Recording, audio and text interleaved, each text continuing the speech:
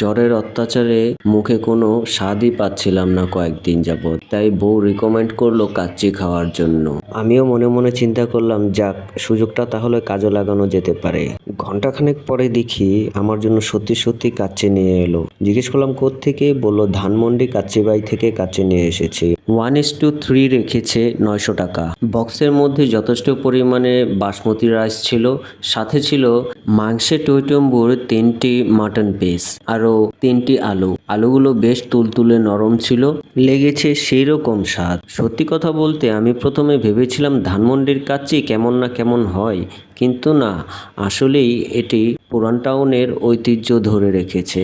আমি রিকমেন্ড করছি শতভাগ। দাঁড়ান, এখনই দৌড় দিলেন নাকি কাচ্চি খাওয়ার জন্য?